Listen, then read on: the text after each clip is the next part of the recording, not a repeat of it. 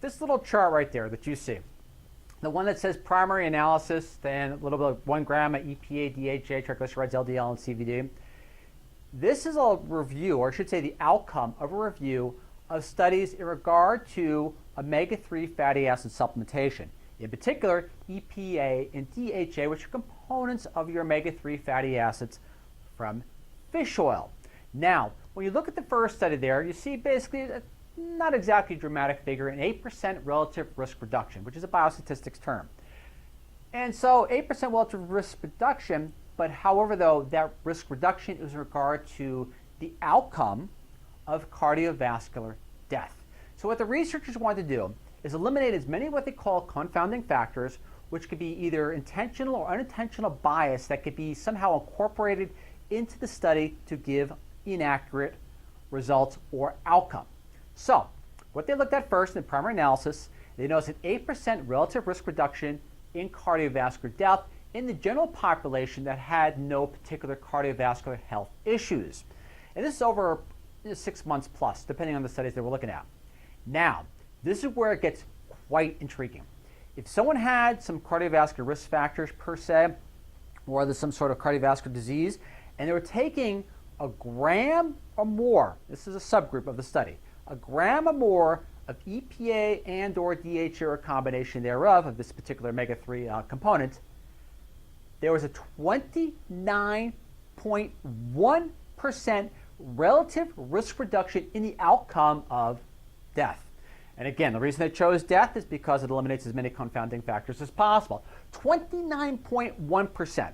With that in mind, let's go right into the public citation of the title, and then we'll go right to the study parameters so you get a little more detail into exactly how the researchers came up with this fascinating figure. So, as we begin, public citation title, omega-3 intake reduces cardiac death risk according to a comprehensive new study. To quote the study, the meta-analysis showed even greater, 17% risk reduction in groups who had elevated triglycerides or LDL cholesterol. These results are consistent with the hypothesis that EPA and DHA omega-3s may be most useful for reducing cardiac death in higher risk individuals, which is important since the National Center for the Health Statistics estimates that 25% of adults in the U.S. have higher triglycerides and LDL. The greatest reduction in cardiac death rates, at almost 30% risk reduction, was observed in trials that utilized dosages of more than 1 gram of EPA and DHA per day, which is really not a lot. But however, though, according to the researchers here, a lot of trials on omega-3 supplementation or omega-3 intake were done with intakes which were way low, 100 milligrams, 200 milligrams, basically trivial amounts, which gave false outcomes per se. So in their words, 1 gram or more, which is really easy to follow, resulted in about, I should say, rounding up in their terms, 30% relative risk reduction in the outcome of cardiovascular death.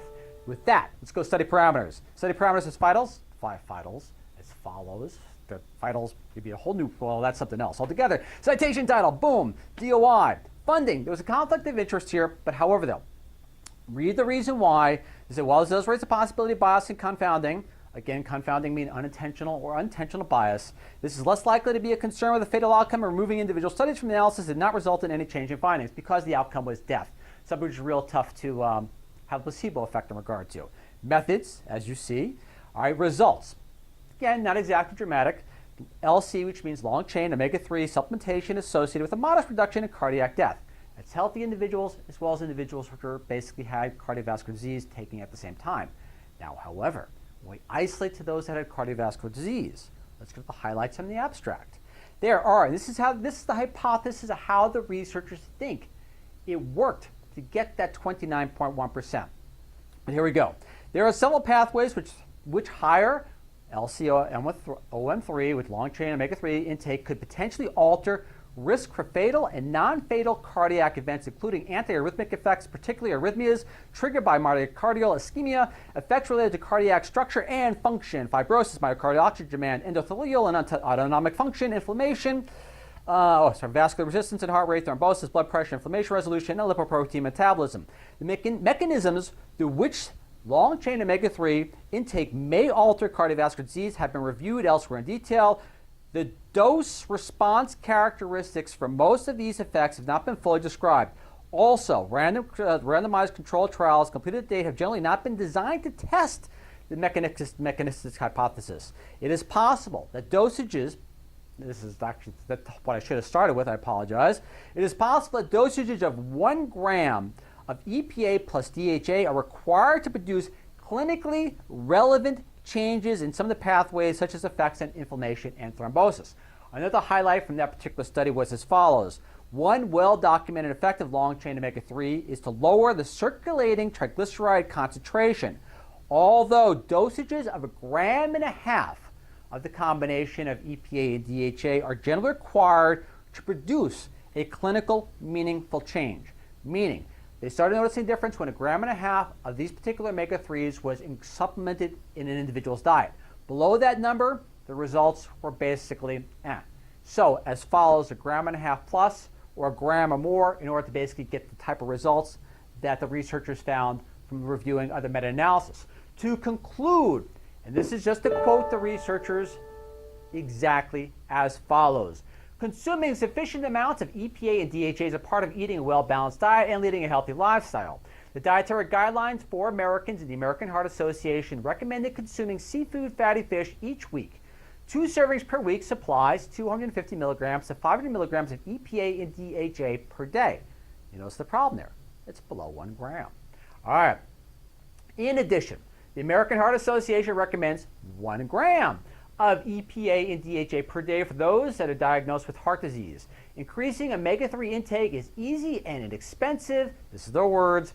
With omega-3 supplement costs ranging from $10 to $60 a month, there are a huge variety of, quality type fish oils out there. Some not so good, some really good. So you are going to get a massive price differentiation between the two. All right, and fatty fish ranging from $10 to $25 a month, depending on the type of fish.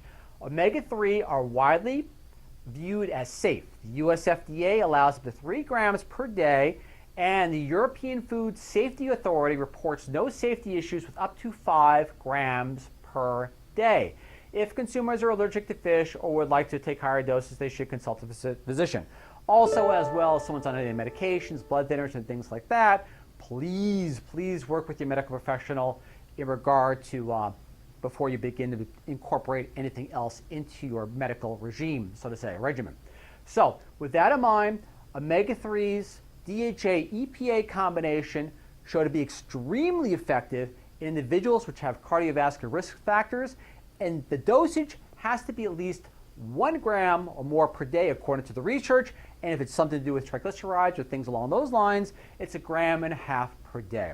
Hope you found this information of use. The DOI and the citations are all listed below so you can further your research or bring to your medical professional. And once again, I'm Ralph Turchiano, and I look forward to see you all once again in 7 days. And as always, thank you very much for listening. I hope you find this information of use. Catch you in a bit. Bye.